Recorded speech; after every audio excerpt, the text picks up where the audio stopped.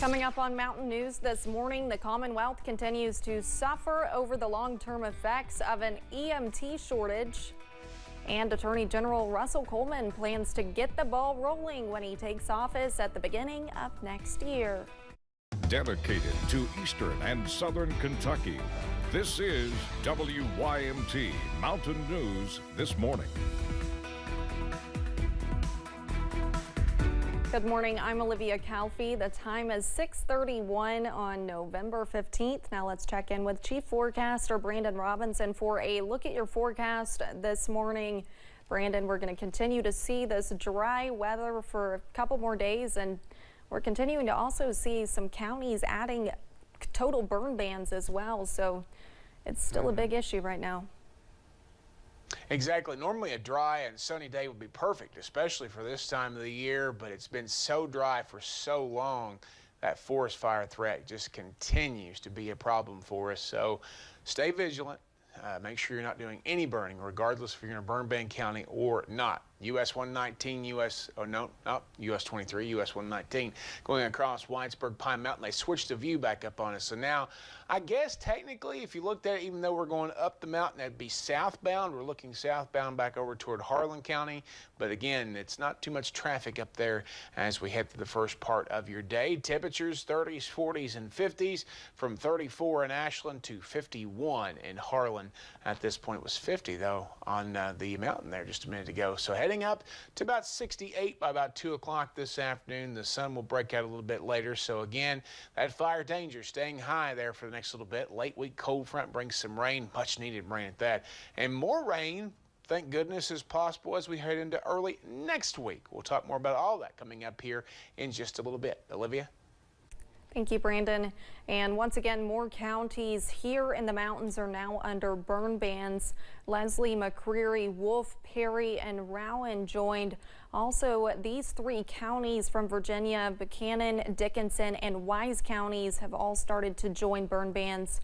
And counties already under those burn bans are Breathitt, Clay, Magoffin, Knox, Morgan, Whitley, Johnson, Lawrence, Floyd, Pike, Letcher, Knott, and Harlan.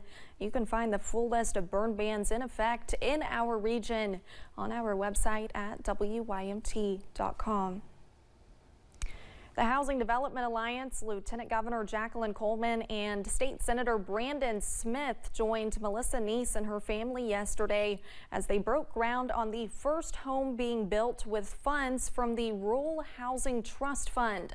It was just announced last month and crews were already on site working in Perry County.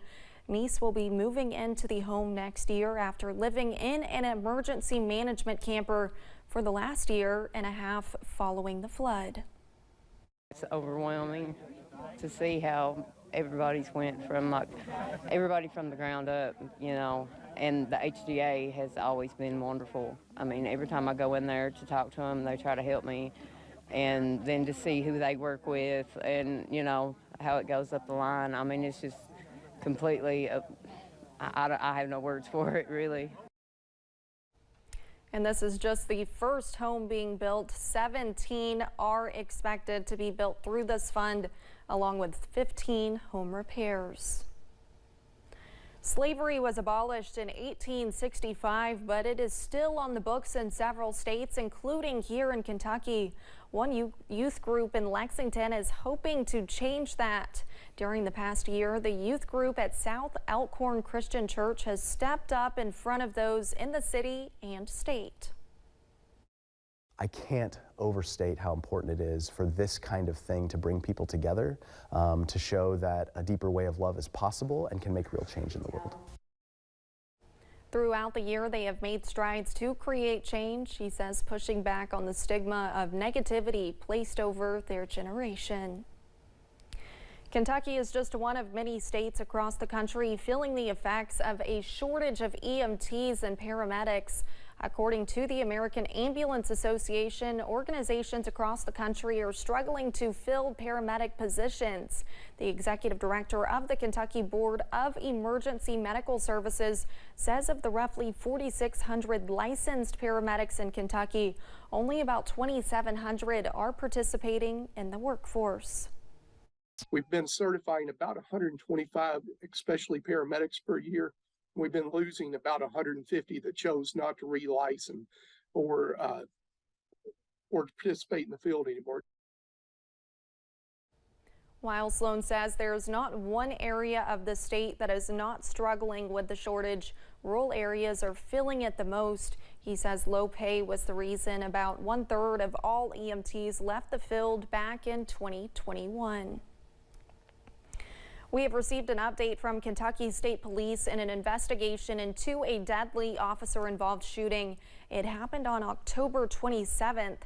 KSP troopers say one man, 51-year-old Dallas Brandon Kane of Somerset, reportedly pointed a handgun at officers. Investigators say Kane refused officers' commands to put down the firearm.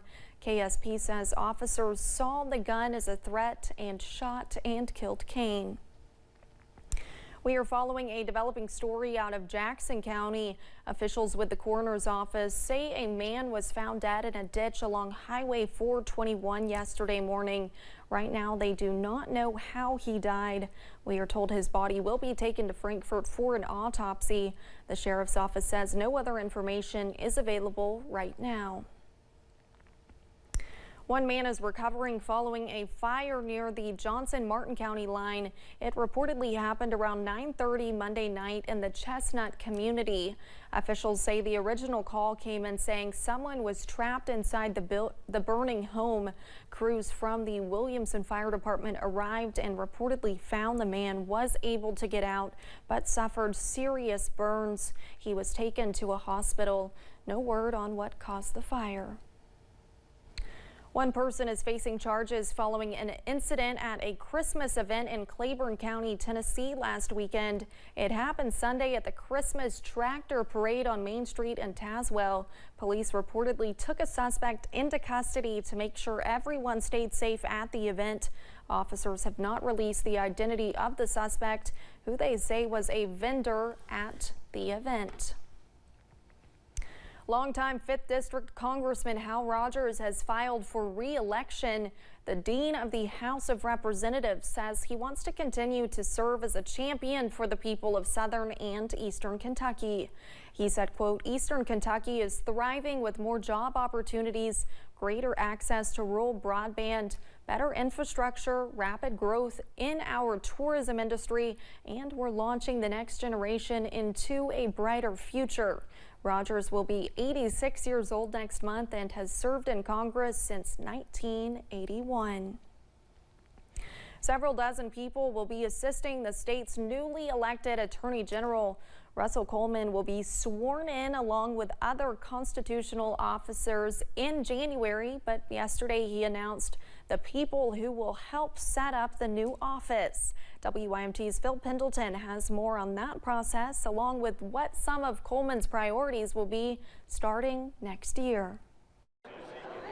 Lining up inside the state capitol rotunda were 26 men and women Tuesday, those appointed to help Russell Coleman transition into the office of Attorney General. These men and women represent the best of our Commonwealth in their various industries, from their regions, and in public service. He says they are attorneys, prosecutors, public servants, and law officers.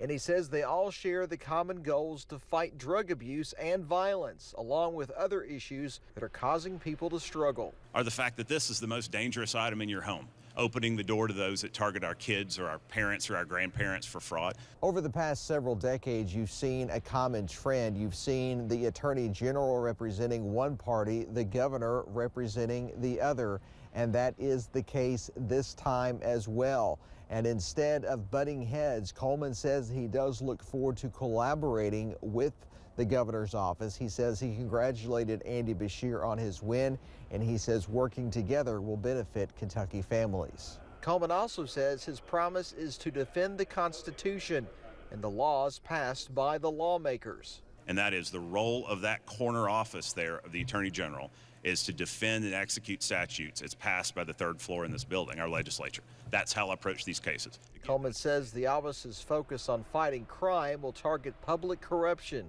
violence, and child exploitation, as well as the assistance for county prosecutors. In Frankfort, Phil Pendleton, WYMT Mountain News. Coleman says his deputy attorney general will be former U.S. Attorney Rob Duncan, and his senior counsel is former state senator Will Schroeder.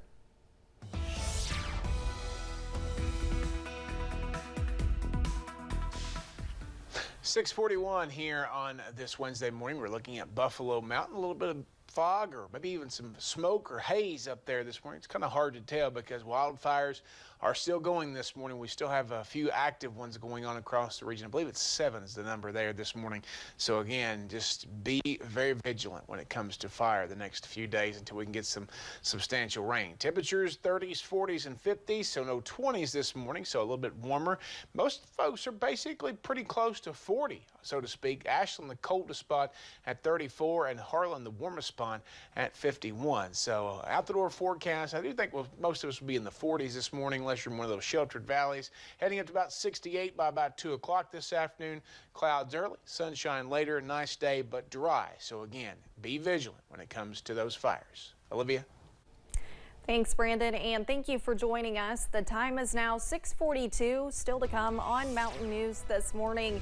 Help from across the aisle in a rare bipartisan move. Congress passes a short-term bill to avert a government shutdown.